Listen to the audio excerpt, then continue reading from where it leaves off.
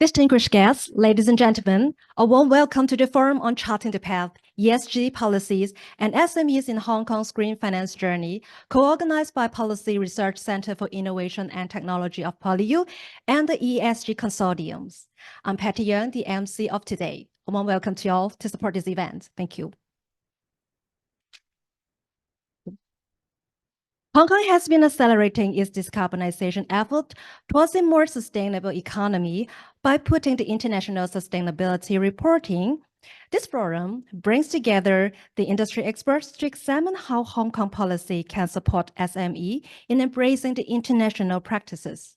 So without further ado, shall we welcome Professor Christopher Chow, Vice President, Research and Innovation, and President Director to deliver the welcome remarks. Professor Chow, please.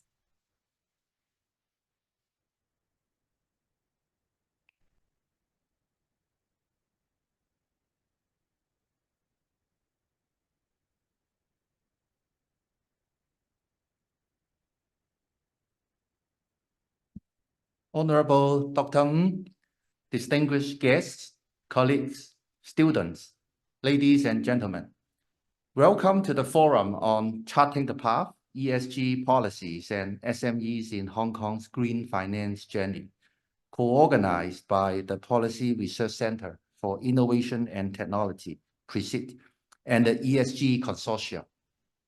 Climate change is continuing at an alarming rate, with last year as the warmest year on record. We witnessed the super typhoon and prolonged record-breaking rainstorm that caused severe flooding. These have reminded us the urgencies to steer global economic and social development towards sustainability.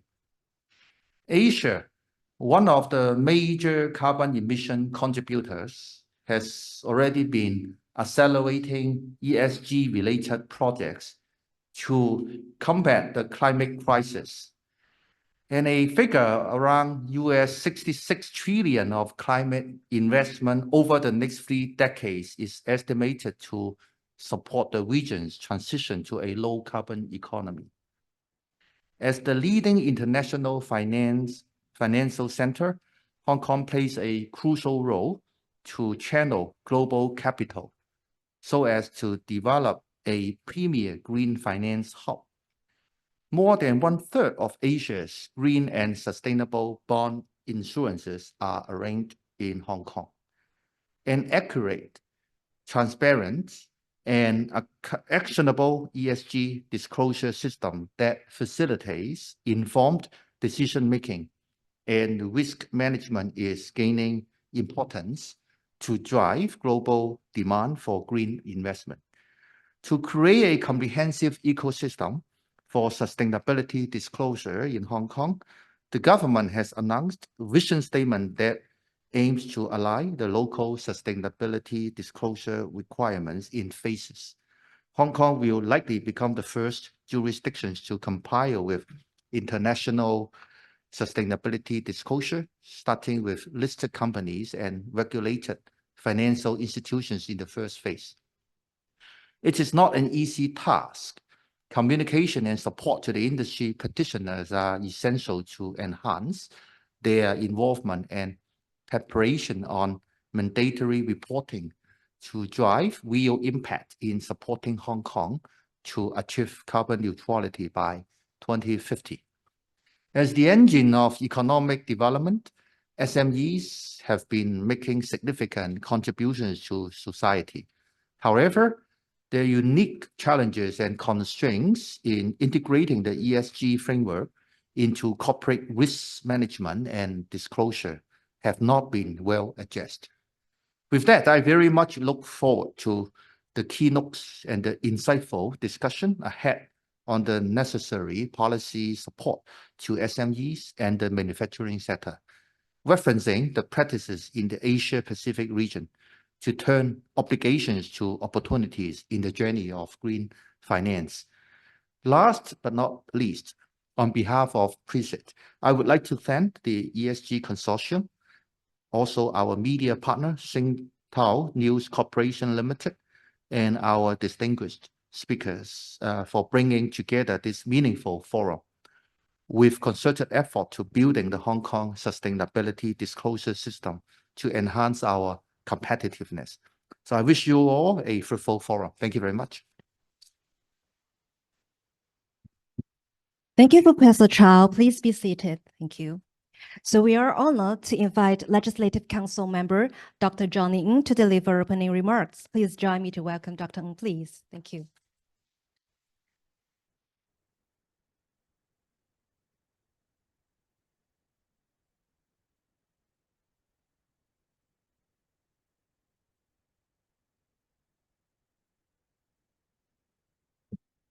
Presidents, Professor Christopher Chow, all ESG scholars, specialists, ladies and gentlemen, good afternoon. Today, I'm very honored to participate in the forum on charting the path, ESG policies and SMEs in Hong Kong's green finance journey. As a member of the Legislative Councils of HKSL and CPPCC, I have been focused on and advocating for Hong Kong's green transformations. I hope to share some of my views and suggestions here, discussing how we can jointly promote breakthrough for Hong Kong SMEs on the path of green finance. We are in a new era filled with challenge and opportunities, where global climate change has become a pressing issue that both governments and enterprise must address together. In the National 14 Five-Year Plans, a comprehensive green transformation plan and the goals of achieving carbon peak and carbon neutralization are clearly set out. The report to the 20th National Congress of the Communist Party of China also emphasized the acceleration of the green, circular, and low-carbon development. This is not only a national strategy, but also a critical direction for Hong Kong's future development. Therefore, we must dare to take responsibility and create sustainable development models. In light of this mission, I have several suggestions which I hope the Hong Kong SAR government will actively adopt to accelerate Hong Kong's green transformations and foster a new quality of productivity. First, we should deepen the cooperation in green energy, transportation, and construction between Hong Kong and other cities in the Greater Bay Areas. While building a Green Bay Area, we should promote the establishment of a green and low-carbon urban constructions and operation model in Hong Kong. Such cooperation would facilitate the sharing of best practice, set an example in low-carbon city constructions, enhance the level of green technology in the regions, and promote more efficient resources utilizations and environmental protection in Hong Kong. Secondly, we should promptly promote Hong Kong as a decentralized carbon market and establish a specialized timetable and roadmap. Also, I suggest we should fully leverage our Asia Web3 hub. Concurrently, we should strengthen cooperation with the Guangzhou Emission Exchange and the Guangzhou Future Exchange to promote the construction of a unified carbon market in the Greater Bay Area with blockchain technologies. Thirdly, we must accelerate the development of a green finance in Hong Kong. This includes enhancing the function of the cross-institutional supervision group for green and sustainable finance and quickly establishing green bond classification standards and sustainable reporting standards. We should also expand investments in green technology, green infrastructure financing, and IPO of green-termed stock. This would not only promote the development of Hong Kong's green financial market and attract more international capital, but also drive our new transformations and positions Hong Kong as a significant global center for green finance. Finally, this is more important, we must focus on the talent we serve, together with in PolyU today, for the green industry, which is key forming new quality productivity force by strengthening cooperation between the industry and the higher educational institutions and curative more green plus compound talents. leveraging Hong Kong's advantage in technological innovations. Ladies and gentlemen, SME in Hong Kong is a critical force on our path to green transformations and sustainability development. Through the joint efforts of the governments, enterprise, and all sectors of the society, and we can achieve a green and sustainable future. Let us join hands to accelerate the formation of new quality productivity forces and push Hong Kong further along the path of green finance. Let's create a better environment for future generations with our actions and innovations. I look forward to closely working with everyone in our future endeavors. Thank you very much. Thank you, Dr. Ng. Please state to take photo with the President Directors. Please stay on stage. Thank you very much. To take photo with the President Directors and our speakers. So shall we invite Professor Christopher Chow on stage? Yes. Dr. Ng, maybe you can stand, in the center. Yeah, Professor Chow, please. And also Professor Eric Choi, PolyU President Co-Director and Head of Department of Applied Social Sciences. Mr. Jonathan Wong, Chief of Innovation, Enterprises and Investment at the United Nations Economic and Social Commission for Asia and the Pacific. Mr. Hugh Child, Executive Director of the ESG Consortium. Ms. Clara Chan, Executive Deputy Chairman of the Federation of Hong Kong Industries. And Ms. Serena Mack, Executive Director, Sustainable Finance, Institutional Banking Group of DBS Bank Hong Kong. Thank you. The speaker, would you please look at the cameras in the front? Okay. 1, 2, 3. Smile. So it's now time to start the forum. So please welcome the first speaker, Mr. Jonathan Wong, to brief us different ESG policy approaches adopted by the Asia Pacific regions. Mr. Jonathan Wong, please, would you like to stand on stage?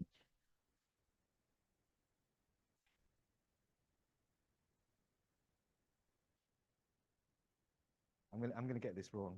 Am I? Yeah. Okay. I'll stand for this one. Firstly, thank you so much for inviting me to speak at this event. The topic is not only a topic that I'm fortunate to work on, it's actually a personal passion of mine. So really happy to speak at this event. Also, my mother is from Hong Kong, my father from Shenzhen. So I'm always happy to come to Hong Kong for any opportunity. So really thank you very much for organizing this and for inviting me.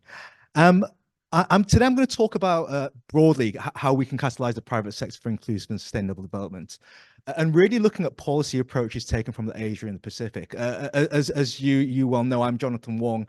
I'm the Chief of Innovation, Enterprise and Investment at the United Nations Economic and Social Commission for Asia and the Pacific.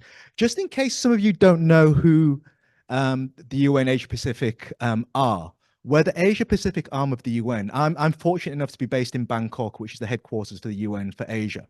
And I essentially advise governments on policies relating to innovation, around how we can get the private sector more focused on looking at environmental and social objectives alongside economic ones. And we act like as a policy think tank. We give policy advice to governments. And for me, it's 62 governments in Asia Pacific, spanning as far west as Turkey down to the Pacific Islands. Hence, our work is very closely aligned actually to many of the areas the Policy Research Centre is working on as well. So that's kind of what I do. And please do take what I say in that context. It's really around my advice to governments on this agenda. And really today I want to start by providing some context and then just kind of give you kind of, if you like, a brief snapshot from around the Asia Pacific region, mostly with countries I've been working with, on how they're thinking about incentivizing the private sector and businesses and investors to think about social and economic impact social and environmental impact alongside economic impact.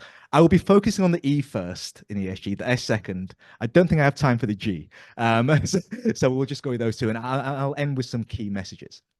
So firstly, if I kind of go back a few hundred years, we all know business has been a source of innovation and economic dynamism in the Asia Pacific region. It's lifted billions of people out of poverty. It's put money in people's pockets. It's helped them start businesses, support their families, support their communities. But this has often been to the detriment of society and the environment. We've seen through the industrial revolutions, CO2 emissions increasing in step with the industrial revolutions. And today, income inequality is greater than it's ever been before. So there is an argument to say, while business has been good for the economy for sure, maybe not so good for the environment and society. And in this context, we need businesses and investors that put people and planet alongside profit. And it's such good news that concepts such as ESG are slowly gaining traction in the Asia Pacific region, and indeed is the topic of the conversation we're having here today as well. So let me start with the E. And as mentioned, I really work with governments and advise them on the policies and strategies they could put in place to actually promote the private sector, promote businesses, promote MSMEs, to promote investors, to think about sustainability a bit more. And we have a framework of how we think about government interaction. Governments can play the role as market facilitator. I'll go into all of these in a bit more detail later on. So governments can play an active role in facilitating the green transition of SMEs in particular by developing strategies and creating organizations that support and enable and incentivize the growth of the green economy. They can play a role as market regulator as well by building an enabling environment for the green economy. And they can also participate in the market. And I'll go into a bit more about what it looks like as well. So in terms of market facilitator, governments can set the broad strategy for how they want the private sector or how they would like the private sector to operate. And actually just recently in Sri Lanka, we worked with the Prime Minister in Sri Lanka who came to us and said, look, I don't know if many of you know about the situation in Sri Lanka, that they a few months ago hit a real economic low point. Big state-owned enterprises and really were looking for the private sector to support their kind of redevelopment, both post-COVID and post the economy collapse as well. And we were really interested in using this economic reset in Sri Lanka to test out whether the government could put in place a private sector strategy that not just had economic objectives, but environmental and social objectives as well. So that's what we did with that. And the strategy, you can look online to see the strategy was signed off by the Prime Minister and the cabinet ministers there. And it was really kind of encouraging for us that there was this recognition of the role that business could play in supporting the environment and society as well. As well as market facilitation as well, some of you may know the government of India has developed something called the social stock exchange. So this is really government playing a pure facilitation role through kind of an alternative stock exchange. It's linking SMEs, mostly SMEs actually, not major corporates, who have a specific social or environmental goal alongside of profit-making objectives, and linking them to impact investors and other investors who are looking to invest for doing good as well as doing well. So there are a couple of ideas around the role of market facilitation. As market regulator, governments can do a whole range of things. Of course, ESG disclosures are something governments can do, and is a topic of the conversation for today. And indeed, several economies in the Asia Pacific region are implementing ESG disclosure practices, either voluntary, mandatory, or a comply or explain basis, as we call it. So if you don't do it, explain why you are not doing it is the simple message there. Also, governments put in place taxonomies or government classification tools for green or sustainable investments. I won't talk too much here because I think other speakers will talk about that. There are also certification schemes and tailored legal frameworks to distinguish environmentally focused enterprises or products from mainstream businesses. So where I live in Thailand, they have Thailand Green Label. So if you're shopping and you see a product that says Thailand Green Label, you're probably going to, well, I'd buy that one more than the one next to it. And this is a way of kind of giving companies that incentive to think about green, think about being sustainable as a competitive business opportunity as well. So that's something that's very active in Thailand. Governments can also kind of put requirements in place with the financial sector to ensure that asset owners include environmental impact as a consideration in their investment decisions and provide standardized approaches to impact reporting. So in 2021, the National Bank of Bangladesh Bank, actually mandated all banks in the country to allocate at least 15% of their financing portfolio to sustainable financing, including at least 2% to green finance. Now, I would like that to be higher, but I think it's a good start. And indeed, one of the few countries in the world to actually mandate this sort of investment. And of course, governments can put in place fiscal incentives such as tax codes to reduce the tax burden on green businesses. So in Bhutan, and if you're interested in this agenda, you should go to Bhutan. It's the first net zero country in the world. And the governments there has done some extraordinary things over the years to reach that net zero target. And again, long before people started thinking about this, around in 2012, they started putting taxes on fossil fuels and disincentivizing the production of cars running on fossil fuels and prioritizing those on EV, which has really helped to kind of stimulate a new sector in Bhutan and help it to become a net zero country as well. In terms of a market participant, governments spend money, and this can be a big incentive to SMEs who are looking to go green. So for example, governments can play a role by facilitating access to finance through programs and government-run funds to green enterprises and ESG-oriented investments. Again, the Bank of Bangladesh, who we've been working very closely with, have a green transformation fund, which actually invests in green transformation industrializations, investing in SMEs looking at this agenda and helping them to kind of scale and grow through cheaper loans or loans with relatively low interest rates. And of course, governments can use public procurement by embedding environmental considerations within public procurement. Again, all governments spend money, and in Singapore, I think you probably have it here as well, there's a green procurement law. And as a major purchaser of goods and services, the public sector can really play a catalytic role in encouraging SMEs in particular to develop greener products and adopt greener practices. So that the message there is for SMEs in Singapore, if you're looking to get a government contract, you better be thinking green, otherwise you're not getting the contract. And that's obviously a big incentive to many SMEs. I said I'd touch on the social in ESG as well, because it's often kind of the orphan child. There's a lot of talk on E and G, less on the S. But there's three aspects of this in particular I want to talk about, just to give you a sense of what's going on in the wider Asia region. So this is the ASEAN Inclusive Business Summit that we organized. This was in Jakarta maybe 2 years ago. It's happening again in Laos in Vientiane later this year. So inclusive businesses, for those of you who don't know, it's an idea born from the G20, and they're defined as businesses that provide products and services and livelihood opportunities to the very poorest people in their communities.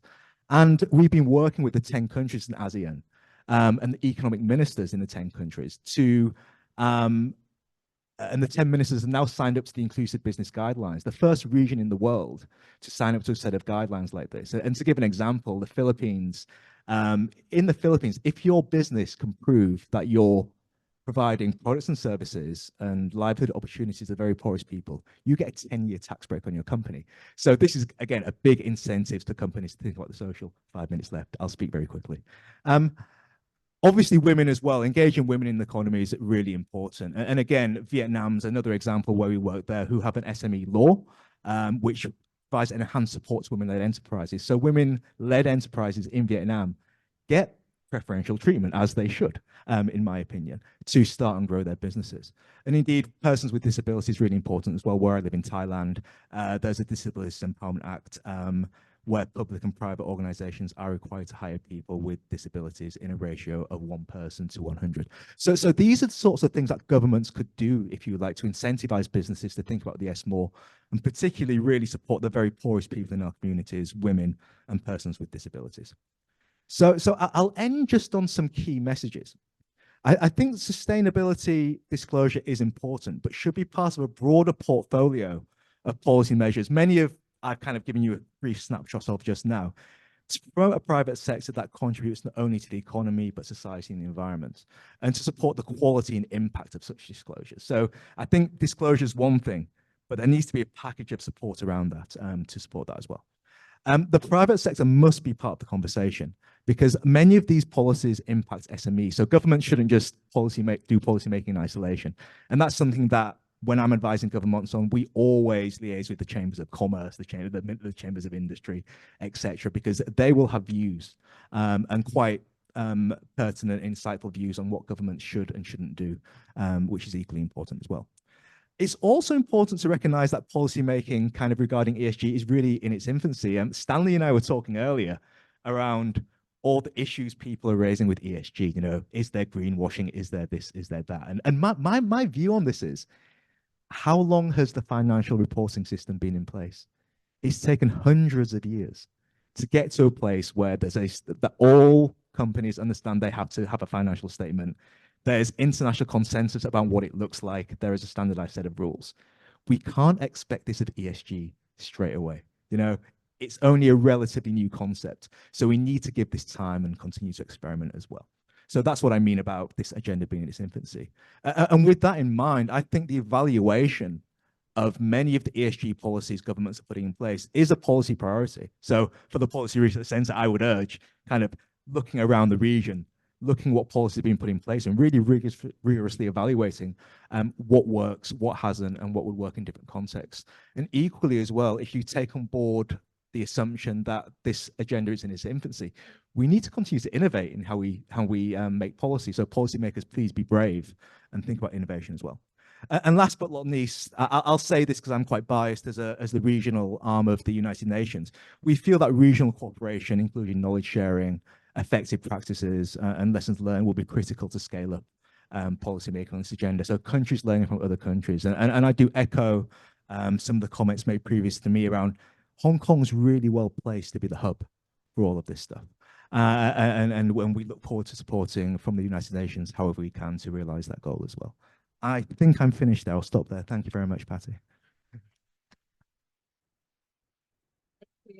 Thank you, Jonathan, for your sharing. And we hope that Polly, you will have the chance to collaborate with the United Nations on formulating the ESG's innovative recommendations to the government in the future. Thank you.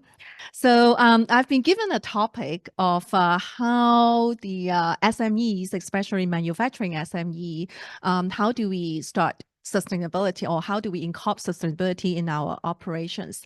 So today, let me introduce myself first. I'm the Executive Deputy Chair of the Federations of Hong Kong Industries. So a little bit introduction about the FHKI. Oh, by the way, if you like the photos of this PowerPoint, it's from Bhutan. So it's good that Jonathan mentioned it's a country that's very dear in my heart. I've spent a long time in Bhutan before. Okay, FHKI. We established in 1960. And we are the only statutory chambers in Hong Kong. So obviously, because we called Federations of Hong Kong Industries, all our members are from the industrial sector. So besides the executive deputy chair of FHKI, I'm also the chair lady for the ESG committee. ESG committees was set up in FHKI since 2021. And the purpose of setting up the ESG committee is very simple, because ESG has been a buzzword in the communities. But I mean, how do we practice ESG into our operations or into the industrial sector is the purpose or the focus of the ESG committees.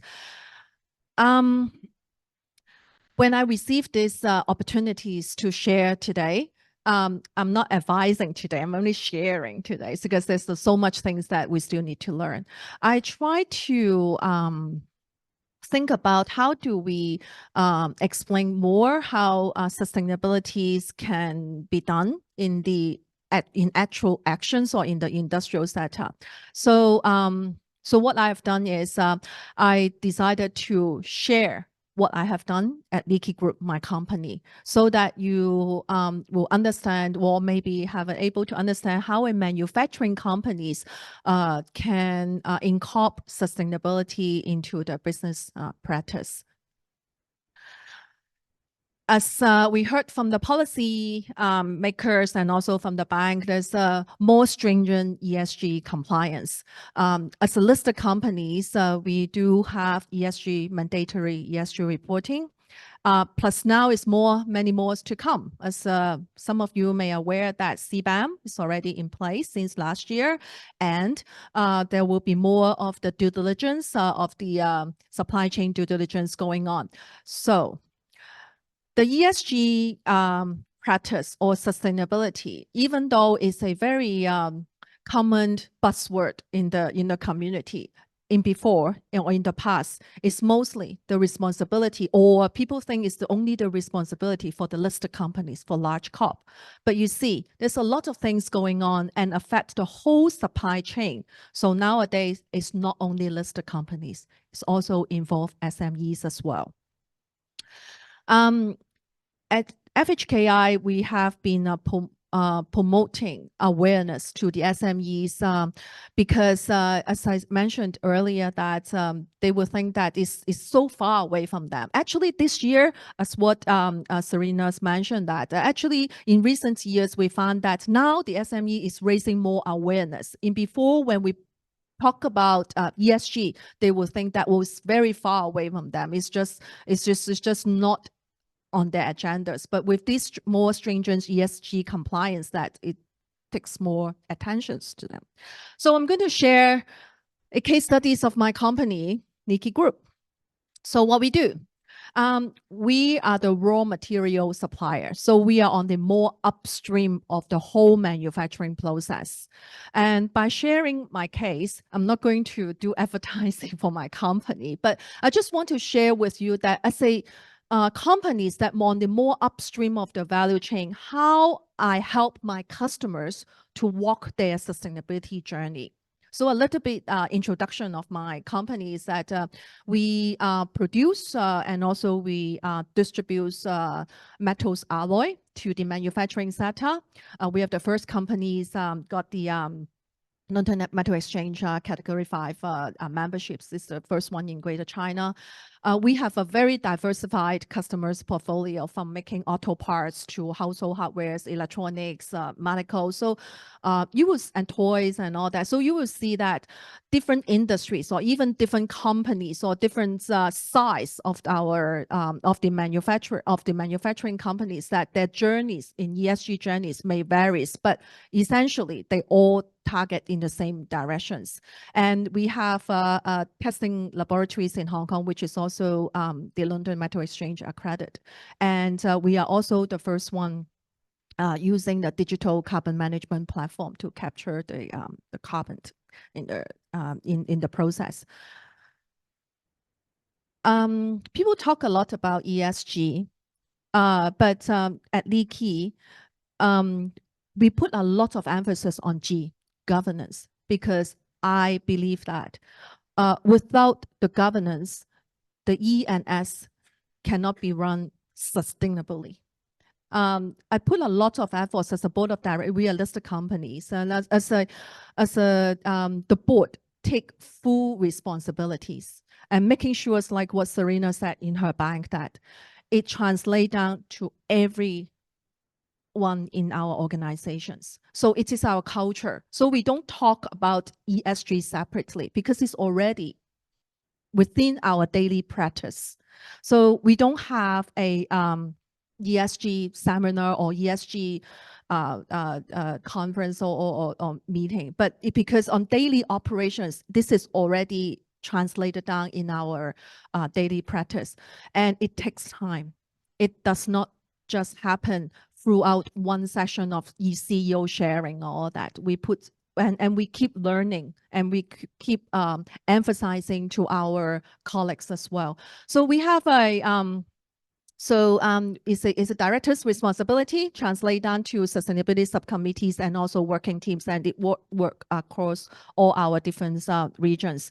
And we have and these are the governance based on the compliance, ethics, integrities, and market practice, and environmental as well. So when I share the practice of sustainability, I usually start from G, because I think this is the most important things that in the organizations.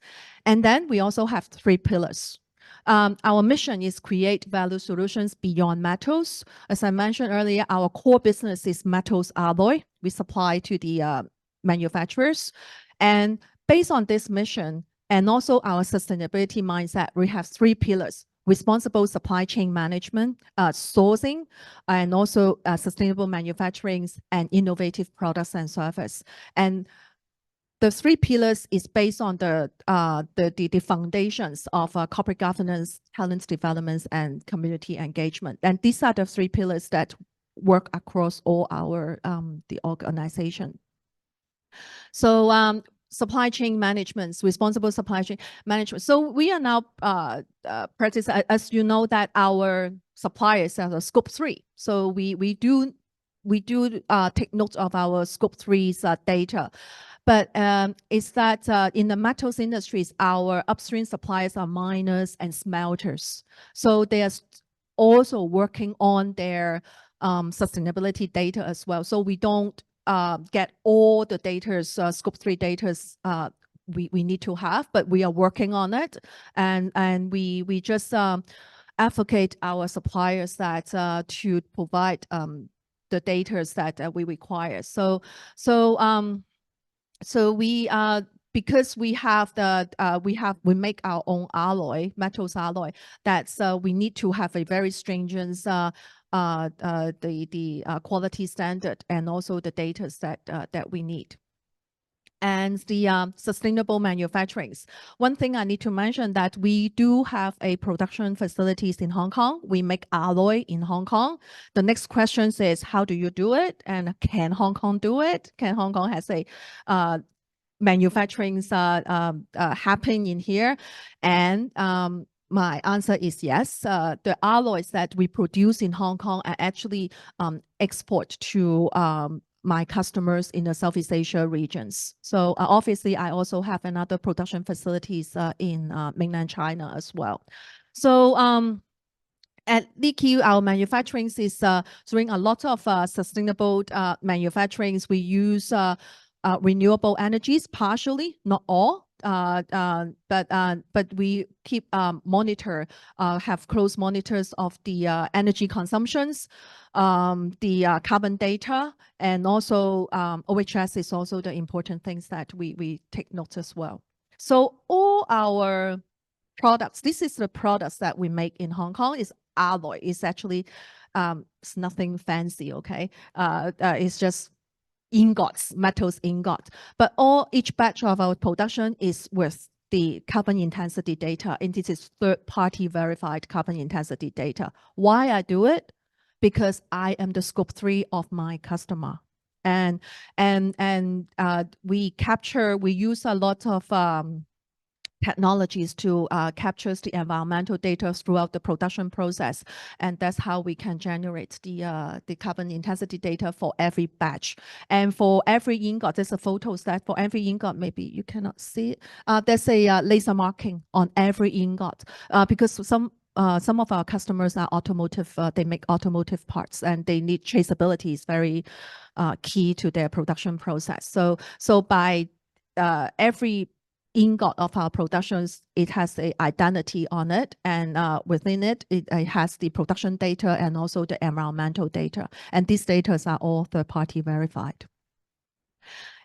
Innovations is also in the one of the important pillars at Leaky and also in our sustainabilities as well. As I mentioned that we have a testing facilities, which is RME accredited laboratories, and we help customers not only using how to use the materials, but how to reduce the usage of the materials or how to reuse the metals so that it will reduce the carbon footprint of it.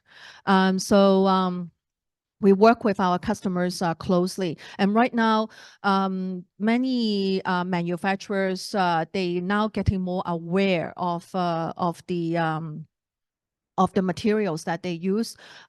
First of all, when we provide the carbon data, that they can answer their buyers' questions more easily. And secondly, nowadays they are working with us on the recycling, how to reuse the metals parts in the world. So this is our team. So our engineering teams is working with different partners on it. So what's next? We start off in 1947. Actually, sustainability started from there, not only in 2016. 2016 is our first published ESG report, but with a companies that's almost 80 years old, I don't think the companies can run that long without a sustainability mindset. So it start from there, and then now that we continue our journey, that we use a lot of automations, renewable energies, and try to use our case to help our customers who are mostly SMEs, how to help them to walk through the sustainability journey. And we also put a lot of emphasis on talent developments. So a lot of trainings that our staff would have, and also the community engagements. We engage with different communities, including special needs adults, education needs adults, and also the also trainings the young engineers. And yeah, 1 minute left. So thank you. I hope this have given you a little bit of understanding of how sustainability in action is like. Thank you. Thank you, Kara, for your practical sharing from the entrepreneur's perspective of integrating ESG elements into business practices. And actually, our center is conducting a research related to Scope 3 disclosure, which is led by Professor Christopher Chow. So in future, we would like to invite Ms. Kara Chen to exchange with our research team on the aspects, and we look forward to it. Yeah. So now time to invite our last speakers, important speakers, the Huge, to share how to streamline the ESG implementation to make it more effective. So time for the Huge. Thank you. Thank you, Patty. I'm gonna stay with the tradition, standing too. My name is Hugh Chow. I wear many hats, many hats. So little the unknown secret. So I'm also one of the advisors advising the he said, what was the full name? Policy Research Center for Innovation Technology right here at PolyU. So that's one of my hats. I also have a school. I have about 350 students. Very cute, 6 months old, 12-year-old in Canada. I also have a venture fund, as well as a innovation hub, which I'm running right now, also in Canada. But one of the hat that I wear and the most proudly of is the ESG consortium hat, because with this, in this capacity, I got to rub shoulder with Jonathan, representative from UN, also Clara, Leaky, one of the listed company, not just here, also in London, I suppose. All right, there you go. And also with banks and Professor Chow. Now, I think Serena and also Jonathan also mentioned ESG is a very, very long journey. From industrialization took 100 years to get to where we are, with the accounting standard that we can count on for at least listed company. But even that, you have like GAAP in the US, you have IRS, you have another version, slight version in mainland China.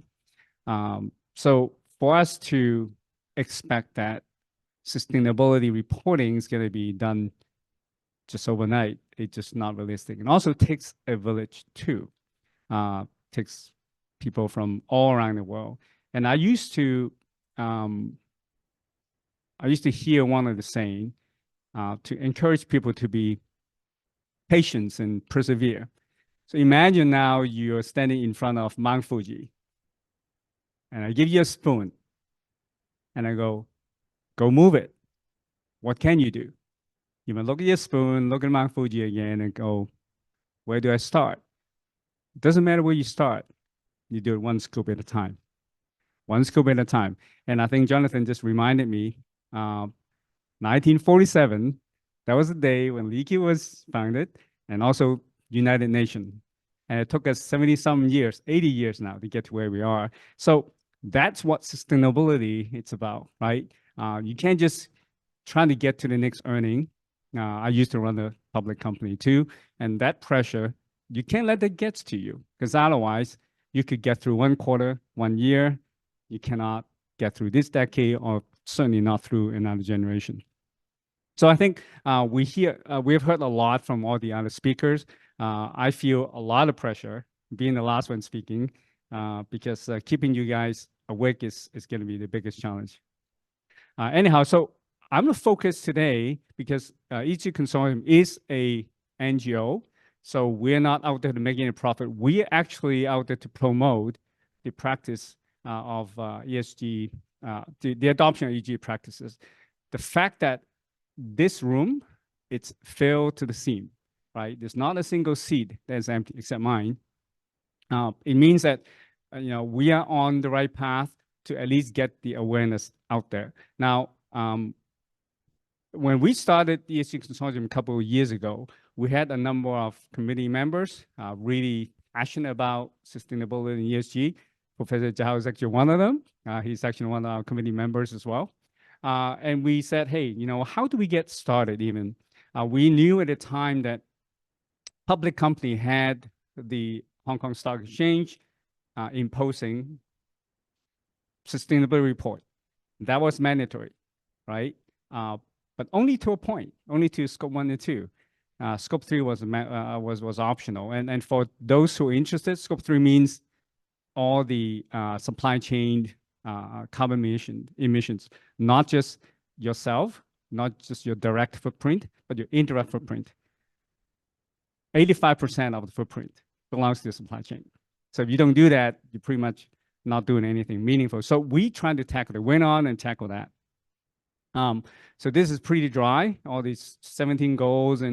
But surprisingly, over the last couple of years, we discovered that most companies, they are very well aware of sustainability. I think Serena had some data already, 78%, right? 70% and 28% actually are doing something. What are they doing? Donating, trying to avoid using plastic and so on and so forth. And a lot of people will say, hey, what do they do when it comes to governance? Now, I want to get this in everybody's head. The largest industry in Hong Kong is based on governance. Banking, and second largest would be like insurance, because it's all about compliance. It's all about making sure that you're meeting all the regulatory requirements, right? Without that, there's no banks, okay? So don't assume that governance isn't important. Now, I want to just exemplify what Clara was saying earlier. I think E is easy to understand, straw, helping the environment, but G is extremely important. Now, there's some motivations why SME should engage in ESG practices. They know that. Now, number one is that, meeting certain standard, make them more, how to call that, eligible for certain type of operations, make them easier to access capital, and also make them more competitive, right? So they know that. The challenge is that how do they know where to go? If they don't know where they are, it's difficult for them to chart a path of where to go. So there's a alphabet soup, someone actually said it, of all these standards, whether it's local, whether it's industrial, whether it's international. But I think that there are signs of consolidations, right? I think the latest is that GRI and FRS, they're coming to become one now. And just last week, I was at the Private Equity Summit, and our Secretary of FSTB, Honorable Christopher Hoy, he actually stood up and said, later this year, there will be a policy from the government when it comes to sustainability reporting. I think that is significant. Until the government actually takes a stand, it's really hard for the industry and even for organizations like ourselves to pick which standard it's going to use. So we expect that this is going to change very quickly. And when it comes to the reports that ESG Consortium do, this is a very short example. It allows the engaged SME to at least know where they are. There's a lot of features that has to do with a report. I'm not going to get too much into that. Any one of you, if you know of any SMEs who are interested in our reporting, do talk to me and talk to my partner too, Stanley, and we are more than happy to help them with. Now, when it comes to the data platform that we have created so far, we cover both, not both, E, S, G, and one extra. And I'm going to get to that a little bit later on. But E, a lot of people can understand it, and there are more numbers we can actually, parameters we can actually measure. S has to do with some social services, safety training, so on. And then G, when it comes to some of the meeting some requirement by the government. Now, when you look at this report, it does not look very sophisticated. And that's a reason why it does not look sophisticated. For large banks, for public company like Leaky, they can afford to hire professionals. But for SMEs, sometimes they have only 3 staff, right? Anything complicated will completely demotivate them. Doesn't matter how much advantage there is for them to engage in the practices. So we made it very, very simple. Now, the last one is not just about the boss getting the company involved. It's about the employees getting themselves involved, because that is a huge multiplication factor. If a company has 10 employees, you multiply it by 10. So that's our key objective, is to make sure that the adoption of ESG practices does not stay at the company level. It gets right to the individual level. So, and what do we do with getting some of the employees engaged? We actually have an app, more than happy to download it. Here's the code. And you can actually try it yourself. You can register yourself as a one-man company and try it out. So it is very simple, very doable. We expect that 90+% of the company and the employees can engage in that. So how many? 5 minutes. I say 5 minutes, a long time. So now this is the last session. So it's not going to take 5 minutes. So now I want to go through, and this pretty much have already covered by some of the previous speakers. And why do you need to do it? Because I think it's very, very simple. Today is optional, but it will be mandatory. It's a matter of time, right? In fact, last year, the Hong Kong Stock Exchange issued a consultation paper asking the industry whether it is time to make Scope 3 mandatory as well. There was a response from the industry saying, hey, we're just not ready. We do not know what standard to use. We have difficulty engaging some of the SMEs. I think we're working to solve that. We expect that it's not a matter of if, it's a matter of when that will be mandatory. And also, I think that what Serena said already earlier, that if you get in early, you get a first step, and you can actually benefit from that. And now, also opportunity in terms of license to operate. For example, in the construction industry, for example, if you want to get to certain incentive that the government would allow you for in GFA, you have to meet certain standard by the Beam Society called green building. So that is actually a huge incentive. And you can even argue that at some point in the future, you don't meet that, you wouldn't even be able to build a building. So I think this is critically important. And also think that it's very important that we get started early. Now, it's not that we're going to get there anytime soon. I mean, we talked about 80 years to build a company, and nations, and 100 years and getting a reporting system done. But the sooner you get started, like I said, the sooner you can get in the game.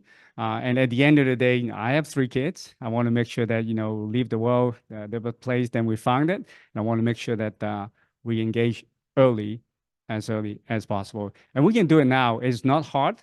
It's absolutely not difficult at all. Because I think over the last 2 years, we've heard many owners of SME owners, they basically said, not that they didn't want to do it, is that number one, they didn't know. Number two is that it costs too much. We work very hard to address those 2 issues. So I think the time is now that we can actually get started. And more importantly is that you don't do reporting just once and done. You want to know that, hey, today I'm doing better than yesterday, and the day after tomorrow is going to be better than tomorrow. So I think that continuous improvement is really the essence of sustainability when you get down to it. So this is a little commercial, even though we're NGO, so you can actually take a scan of the code and get to try out our apps and talk to us too. And with this, I will conclude the presentation today. Thank you. Thank you, Hugh. Should we have a little bit check on your presentation together? Have a little bit check. Actually, well, it's a kind of short interview. Okay. For the panel discussion. Actually, I agree with you that the SMEs face some constraints and some limitation on the sustainability reporting. And actually, we received the questions from the participant in the event saying that it is quite complicated for them to do the disclosure, especially on the greenhouse gas emissions evaluations. So any tips to help them to overcome this? Well, I mean, the first option, obviously, you can go and hire Big Four. I mean, but I think that's precisely the hurdle that we want to overcome. And I think we do have a very simple, like I said, as ESG Consortium, we have a very simple report that anyone can do, right? I mean, you don't need to hire dedicated staff to do. You can even have yourself or your spouse to spend maybe an hour, a quarter, and we'll get it done. Now, the question is it adequate, right? So my only answer is that is better than nothing, right? You have to get started. And the second question is that going to be recognized? Now, I think earlier, that's why I said, having the government come out and say, hey, we are going to issue a policy paper, that's important because at some point, the government will recognize something, right? So, and number three is that, we have our partners from the industry like DBS actually recognize that. They would issue you with a more favorable loan given the report, or at least they will consider, how about that, okay? So I think that that's kind of the work that we put in there to make sure that incentivization is there. It's easy enough, and it's moving the needle. It's small, but it's moving. Yeah, so we have to kick it start out right today after the forum, and remember to scan the QR code from the ESG Consortium to understand more. And I think the policy is really important. So we would like to brainstorm a little bit more on the policy at the panel discussion right now. So Huge, please join other speakers on stage with the moderators, Professor Eric Choi, to kickstart the panel discussion on more recommendations to execute the ESG. Yeah, thank you. Yes, please be seated. Thank you.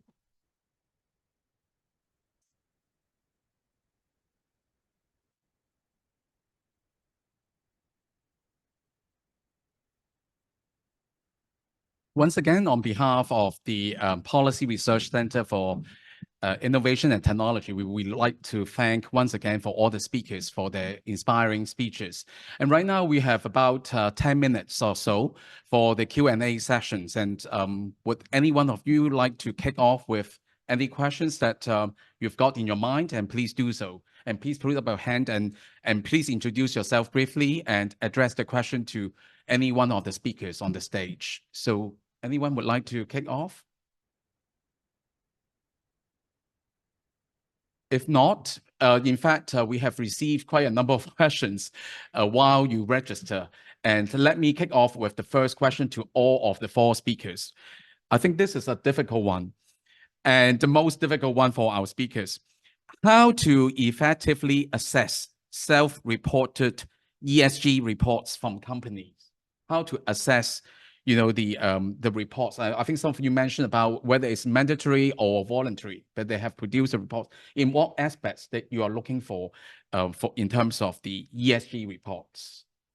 Can I start with Jonathan? Yeah, these are all going to be hard questions. I know it. And by the way, to the audience, don't be afraid to ask a question because you might think it's very basic, but they're the hardest ones to answer. so honestly, don't be afraid to ask questions.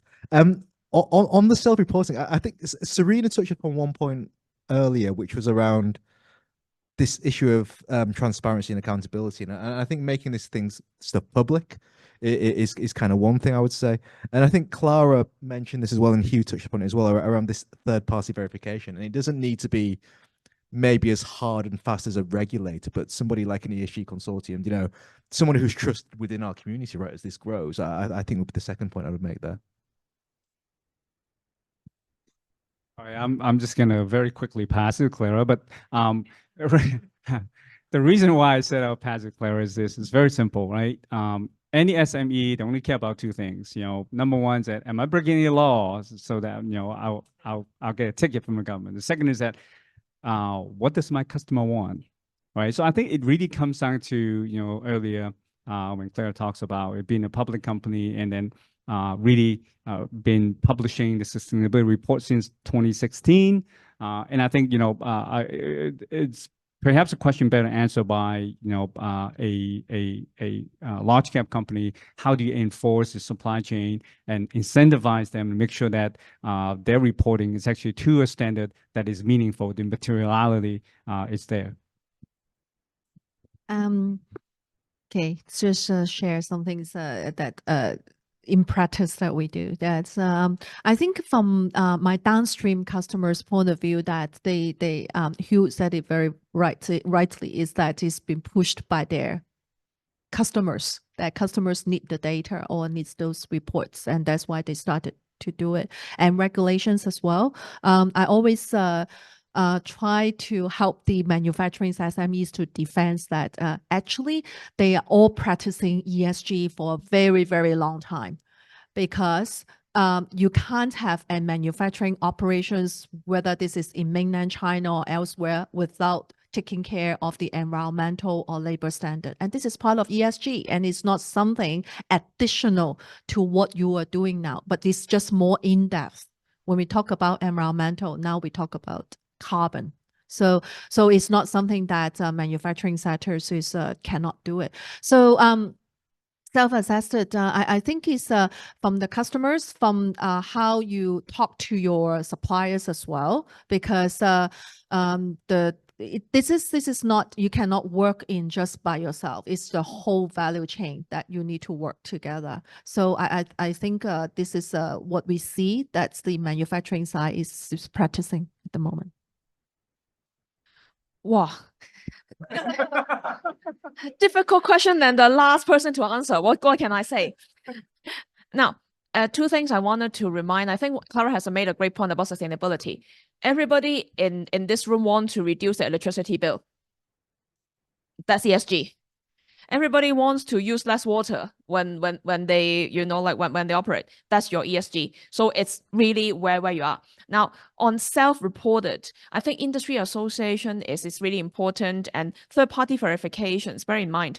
Of course, you can pay for a Big Four to give you, you know, like some data. But, you know, as Claire's pointing out, there are kind of in the metal industry, there are industry associations. If you're in the aviation industry, that's COSIA. So there is industry standards that tells you what is green and what's environmentally friendly. So you won't be in your own industry, you know, like, or your own company trying to come up with something. Follow what the industry is saying, because that is your simplest path to reporting. Now, the other part of it is, bear in mind that you already have a lot of data on your own. Your electricity bill, your water bill, everything is already out there. So it's not something you can lie. So even if it's self-reported, as long as you can provide, you know, a good number of documentation that you already have, then it's already a good start. So I just want to quickly summarize. I think it comes down to two things, really. One is the materiality, basically, what does your customer want, right? I mean, you know, they want, you give them that. The second is auditability. So make sure that whatever you report has proper audit trail, because even if you don't need it, your customer will need it when they do audit reporting. So thanks for 4 speakers. And right now, open to the floor. Anyone would like to raise any questions? Any difficult questions for them? If not, in fact, we have a list. So this is also another question to Hugh and Sharina. And when they register for these talk, they really put down some of the questions. And while we, all the four talks are really talking about the rosy pictures of the ESG reporting, disclosures, and all that, and they want to know about, can you name one major challenge that the Hong Kong SMEs are facing on ESG disclosure, and how the government policy can address this issue? Well, thank you very much for that. I was putting in my thoughts. Did I say, was the picture really rosy?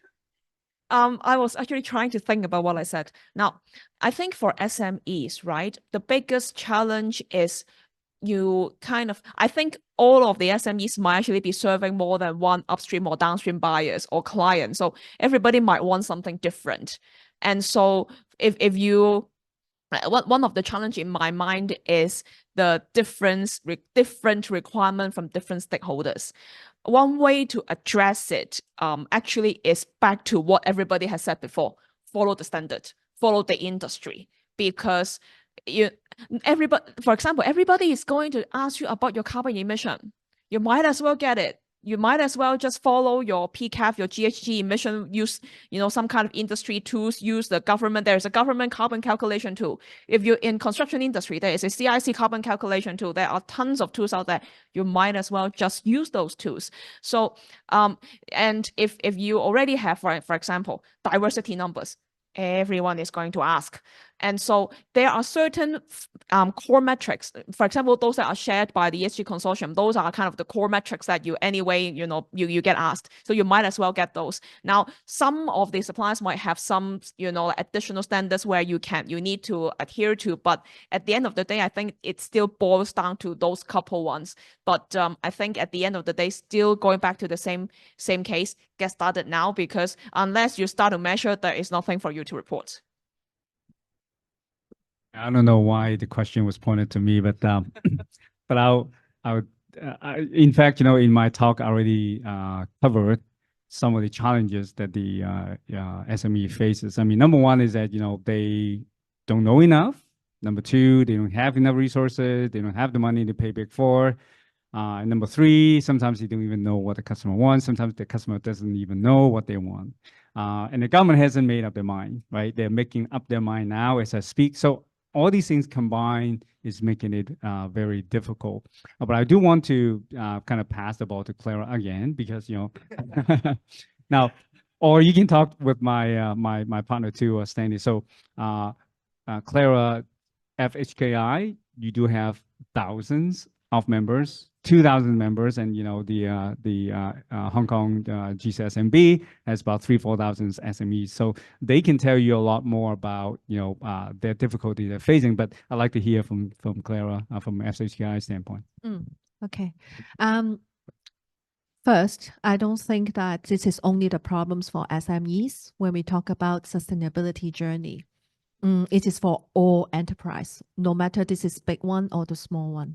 It's just that the difference is that the intensity or the coverage of the report and the resources that we have.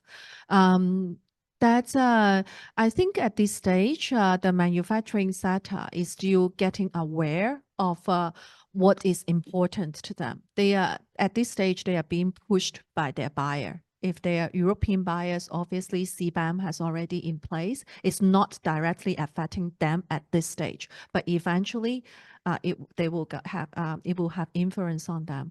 So what FHKIs always do is that we talk to the companies that first, as I mentioned earlier, that this is not something new. You already have it, but we just need to have it more in depth and start with the energy, because this is the things that for manufacturing side, you need to take care. The cost one, you need to look after it, right?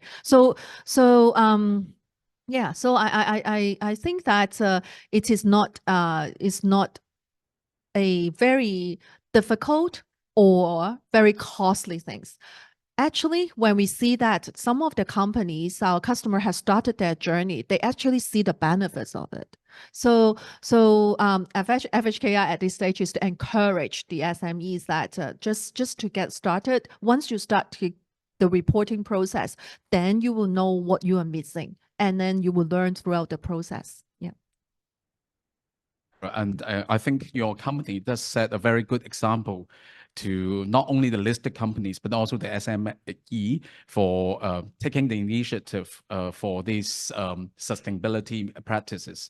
Okay, so any questions from the floor? Is it a very difficult or a very hard subject area? So why it's so silent here? They agree with you, but again, I've got another question. Don't laugh. And I've got a question to you, Jonathan. This is particular for you. Any good ESG disclosure practices in the Asia Pacific region that Hong Kong can learn from it? Wow, these are really hard questions. In terms of, I'll look at this from different perspectives. In terms of government policy, that, as mentioned, ESG disclosure is kind of just one thing, but I think it works well when it's complemented by other ESG related policies. So, for example, in Singapore, you know, where they have a green taxonomy, you know, the green finance grant scheme, you know, there's ESG skills training for SMEs. You know, I think once you have that kind of these other policy tools within that framework, it works quite well. In terms of what works well from a kind of an industry perspective, I think Clara hit the nail on the head when she said it's built into the fabric of the leadership.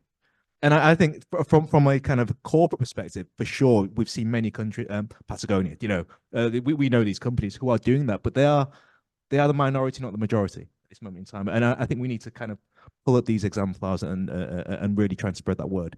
In terms of kind of SMEs, I agree with Hugh, actually. I would see that what the ESG consortium are doing is making it simple. Because I mean, I started my own business as well, but many years ago, and you're just worried about paying the bills and paying your staff, right? And you don't want to make this, and this is the reality of many SMEs. And then you're putting all of this ESG stuff on top of you. You're like, man, this is too much, right? So I think keeping it simple would be another kind of key practice. There's one thing that we haven't really touched up as well. I just want to touch upon.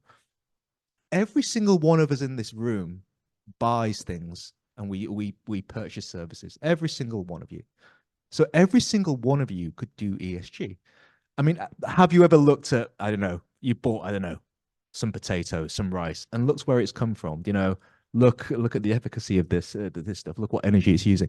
And I think certainly what taking from previously joining the UN, I worked for the UK government.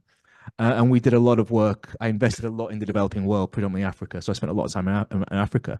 And we did things like Fair Trade Initiative, you know, where we raised consumer awareness around this whole concept of fair trade.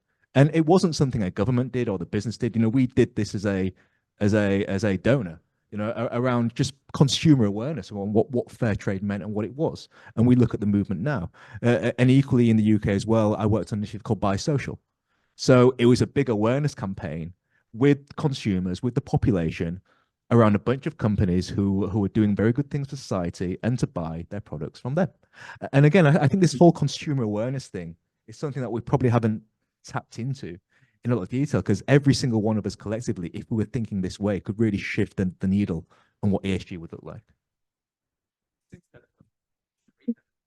You agree with what Jonathan has mentioned? Do you want to have any feedback? You can say no.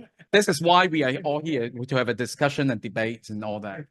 Well, only thing I wanted to say is actually we shared some survey from DBS, right? One other question we asked is we went to the customers and we asked them if the product is somewhat certified with sustainability, will you pay more? And a good number of them said yes. So over 80%, 90% actually said yes. Now the catch is here. The catch is how much are they gonna pay more? Now the catch, now we did ask, is it, you know, a little bit, a lot more? So I think most of them are saying a little bit, but at least there's a price differentiation. And actually, I think maybe 12 to 13% say they are willing to pay up to 10% more. Actually, that is not a small percentage, but I think most of them are kind of leaning towards like the 1 to 2, 2 to 3 type percentage. But at the end of the day, I think what that means still is consumers are starting to get aware, which I think is another driver. Yeah. I mean, in fact, the 10% is a very interesting figure. In fact, outside of sustainability, you can talk about impact investing. It's a term along that line as well.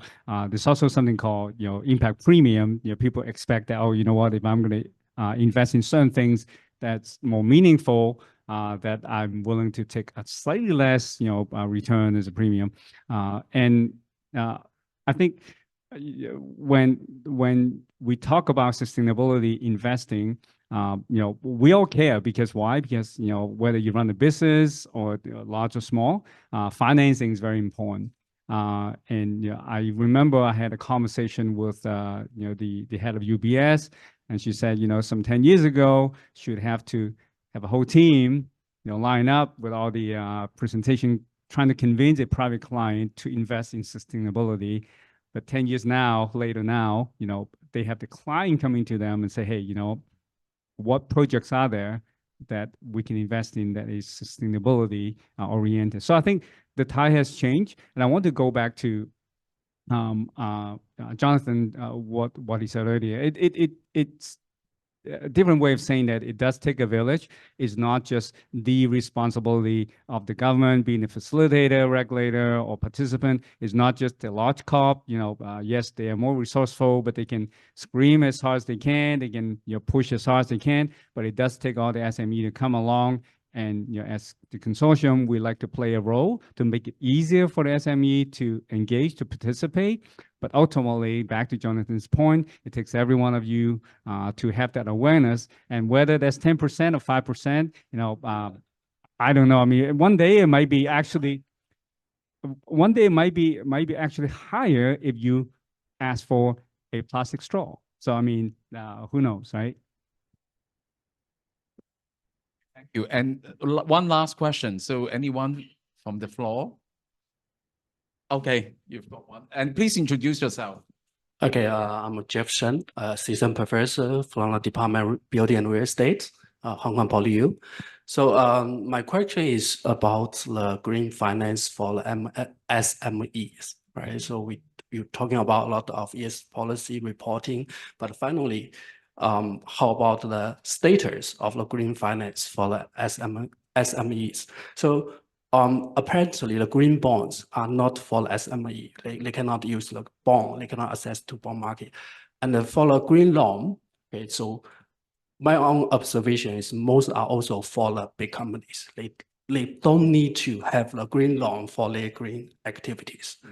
So for the SME, first question is how much green loan are really can be given to the SMEs. The second is what are the key challenges for the SMEs to get the green loans or green finance? So thank you. Thank you. Anyone want to take on? I saw Clara was looking at me and I go, okay. This is a great question, actually. I think if you look at the green loan market, right, for sure, I think you're right to say that green bond is not for SMEs because if you're not big enough, you don't need a bond issuance. Now, the other part I think I do wanted to also mention is Jonathan was mentioning the ecosystem of, like policies, the grant schemes and all that. Hong Kong actually do have a grant scheme for green loans. However, the minimum requirement, minimum loan size for that is 100 million Hong Kong. So it's actually not small. Correct. And so as a result, I think the challenge is this. If the government's policy is at 100 million, then the support is actually at that level. Now, I think you also have the, like guarantee scheme or e-taxi scheme, but those are kind of the smallish schemes. So I think one of the challenges for us as bankers is how do we, on a program level, ascertain the green activity. As I was mentioning before, I cannot compare apple to pork. And then I say, Serena says, electric vehicle is green. Then I think, okay, everybody thinks it's green. But you kind of have to have a specific section of items that can be classified green so that we can operate within that as a compliance, like head and a bank had to do that. And that's where the taxonomy is going to come in. That will be super useful because I think with the development of the taxonomy, activities that fall strictly within the taxonomy, whether be it large or small corporates, will now be eligible for green loan. And that I think would help us as banks to actually extend these loans to the companies in a compliant, transparent, and consistent manner, which I think is the backbone of what we try to do. Yeah, and also want to point out something else as well, is that I think in order to get to be eligible for a green loan, you have to get a certificate, right? So that the project that you are about to invest in is actually certified, right? And to get that certificate, I think there are some 17 organizations in Hong Kong who are qualified to do that. And the cheapest one is still in the tens of thousands of dollars to get that certificate. So you can now imagine, let alone the ticket size. I mean, before you even get a certificate, who potentially can get you a lower interest rate, is going to cost you tens of thousands of dollars. Right? So I think that now if you ask the government, are they aware of all these things? They are aware, right? And that's why I'm very much looking forward to the policy that they're going to announce. And I do think that Hong Kong being the international financial center, if anyone's going to figure it out, we're going to figure it out. But Eric, if I may, I'd like to actually ask Jonathan one question, because Jonathan's actually coming from overseas, and this is, ESG is an effort that takes the village, which is the World Village. Now, coming from Bangkok, and looking at the work that we're doing right here, where do we stand when it comes to Hong Kong comparing to the rest of the jurisdictions in other regions in the world that you have seen and you have traveled to so far? But I got to be careful how I answer this one. That I'm from Hong Kong, right, as well. Although when you join the UN, on your passport, you give away your nationality. So I now work for all countries and have no nationality. So I've got to be careful what I say. Where does Hong Kong? When I came to this, I've been in Asia now for 8 years. I was previously based in London and predominantly Africa. For sure, Hong Kong was the financial hub. Hong Kong, Singapore were the two of the financial hubs of this region. What I found in working with governments on this agenda is, the more established hubs are probably taking a bit more time to kind of be innovative with policy on this agenda, while some other countries, more developing countries, have been willing to take more of a risk on certain things. And really, they don't have the legacy issues either. But where we stand, for sure, Hong Kong has the potential to really scale up on this agenda. Again, if the frameworks are right, and to do that, it does take the whole village, and policy is one part of that. But where we stand, I think there's huge potential here, if you get it right. So. Okay, thank you, Jonathan. So probably I have to put an end, because we have already 20 minutes going beyond the time scheduled. But before we finish this event, I want to take this opportunity again to thank you all the panelists for the insight that foster a very fruitful discussion. Please give them a big hand.